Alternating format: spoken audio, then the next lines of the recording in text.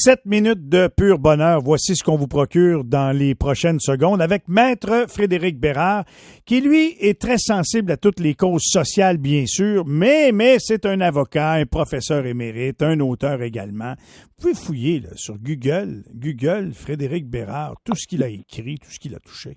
C'est assez impressionnant, une liste de route assez convaincante. Il est, heureusement pour nous, chroniqueur ici 2 fois semaine, le mardi et le vendredi. Et on le retrouve tout de suite. Comment allez-vous, Maître Bérard? Ça va comme c'est mené, comme disait peu mon grand-père, Maître Langevin. Puis, oui. Là, c'est mené, comment je te dirais, ça dépend des heures, mais adéquatement, disons, de manière générale. Ça, adéquatement, ça fait peur, hein? Oui, c'est très variable comme concept aussi d'une personne à l'autre. On va se mettre d'accord là-dessus. Donc, on n'a pas tous le même adéquatement. Non, c'est ça. Écoute, l'épicerie, ça préoccupe pas mal de personnes, évidemment. De l'inflation nous a fait mal. Puis là, Justin Trudeau a convoqué les épiciers à Ottawa pour discuter d'essayer de stabiliser les prix, en tout cas de baisser les prix. Vois-tu là-dedans un exercice louable ou si tu vois que c'est juste un exercice de relations publiques pour montrer qu'on essaye de faire quelque chose puis finalement on fera rien? Écoute, je pense que c'est plus la deuxième option que la première. Puis moi, ça m'a interpellé sur 2 axes en particulier, Michel, puis je te les raconte. Le premier, c'est, OK, mettons, là, t'envoies ton ministre Champagne. Je sais pas si tu as déjà rencontré le ministre Champagne, mais il est pas grand, il est fin, il parle pas fort. Je suis pas sûr, moi, que les plus grands épiciers du Canada vont avoir si peur que ça d'une discussion avec le ministre Champagne qui avait dit, là, vous allez voir, là, on va les mettre au pas, les épiciers. Tu sais, si on envoyait notre chum Chicone, peut-être. Hey, je m'en allais exactement là. Faudrait-tu qu'on appelle Chico? Va parler avec les épiciers une 2 heures dans la pièce, là-bas, on va barrer la porte. Là, je te dirais que ta tranche de pain à 3 piastres, ça va baisser, ça sera pas long. Mais bon, écoute, au-delà, puis c'est pas juste la question physique avec Champagne, c'est un gars qui est très, très, très gentil.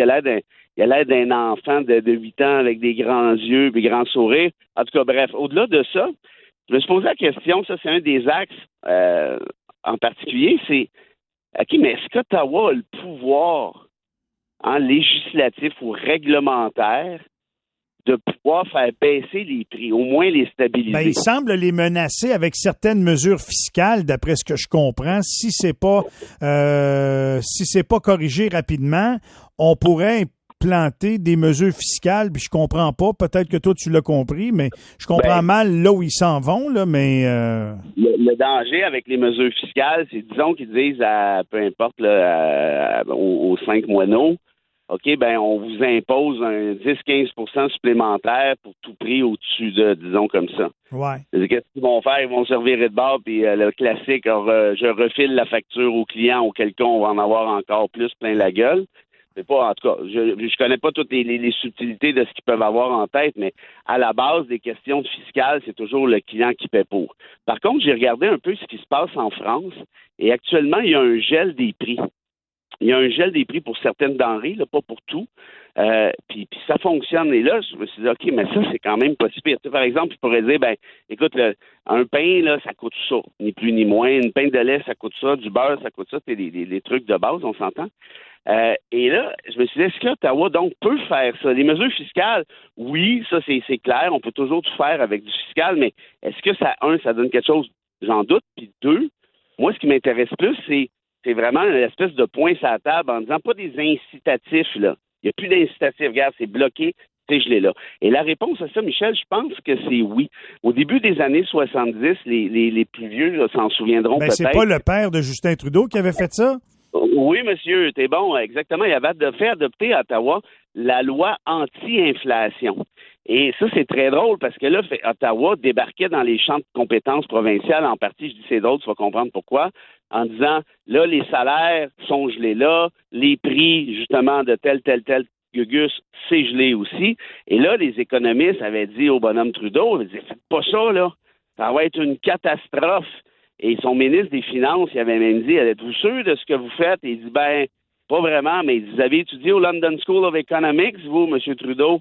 Il dit, ouais, ben, tu sais, c'est quoi, hein, les grandes études, là, des fois, ça sert à rien. Donc, et là, la loi en question avait été contestée jusqu'en Cour suprême, imagine-toi, mais dans le cadre d'un renvoi. Et là, les provinces disaient, ils peuvent pas faire ça, c'est dégueulasse. Et là, la Cour avait dit, ben, moi, là, ma job, c'est d'évaluer la constitutionnalité d'une loi, pas sa pertinence, pas son opportunité. Et dans ce cas-ci, Ottawa a ce pouvoir-là, économiquement parlant, d'adopter une loi semblable. Donc, je te dirais qu'ici, dans mon avis, c'est le même mécanisme là, qui s'appliquerait ni plus ni moins si on voulait serrer la vis aux épiciers. Donc, Ottawa aurait ce pouvoir-là. Maintenant, est-ce que ça se ferait de manière appropriée? Mais là, attends un peu. Wow! Donc, si nous autres, on sait ça, que le père l'a déjà fait, puis que ça a été jusqu'au bout de la ligne au niveau de la justice, puis que ça tient la route, je vois pas pourquoi tu m'as répondu tantôt que ça ressemble à une opération de relations publiques. Ça veut dire qu'il est sérieux. Non, lui.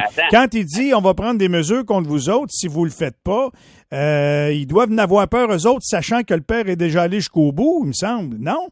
Là, moi, à ta question, c'est est-ce que Justin fait du PR ou il est sérieux? Moi, je te dirais que Justin fait toujours du PR.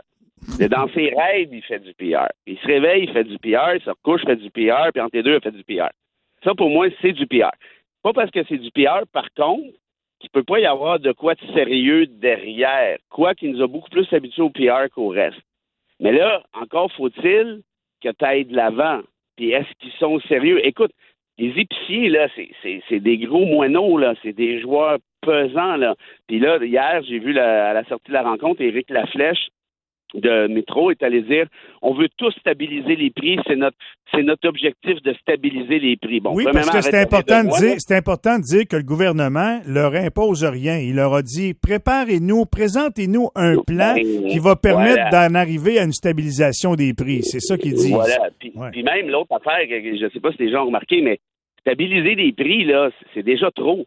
C'est déjà bien trop cher. Là, c'est en train de me dire qu'on va continuer de vous, j'emploierai pas le terme parce qu'on est à la radio. Mais stablement.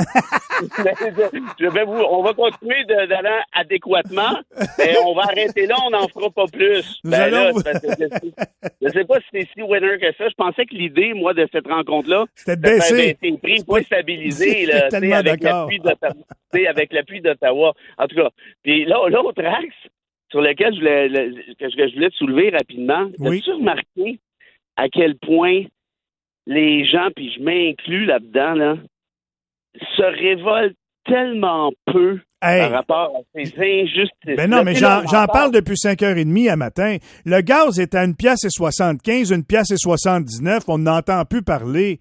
Écoute, là, il nous baisse le prix de 8 cents. Demain, ça a l'air dans la région. Hey, il va y avoir une deal sur le gaz, il va être à 1,65 $. Voyons donc, je vois le vert. Puis je vais dire que le Supernet, là, il était à 2,25 $ à Saint-Félix-de-Valois dimanche. Okay?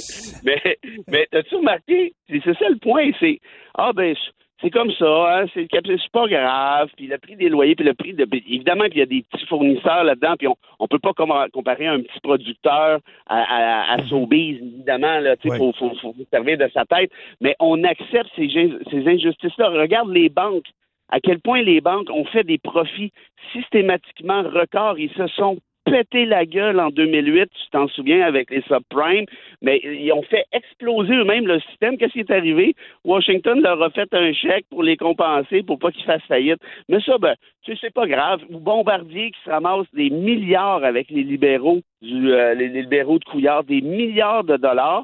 Les administrateurs qui sont pas capables de gérer leur shop comme du monde, ça ramasse chacun un petit bonus de 10, 15, 20 millions à la fin de l'année.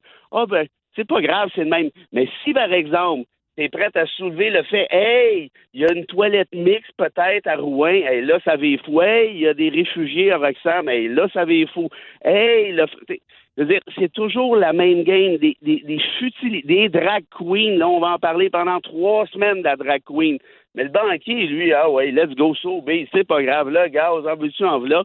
En d'autres termes, si j'étais dans au sommet de la hiérarchie des tout-puissants, Michel, puis j'avais à les conseiller, là, ce que je dirais, c'est, regarde, laissez ça de même.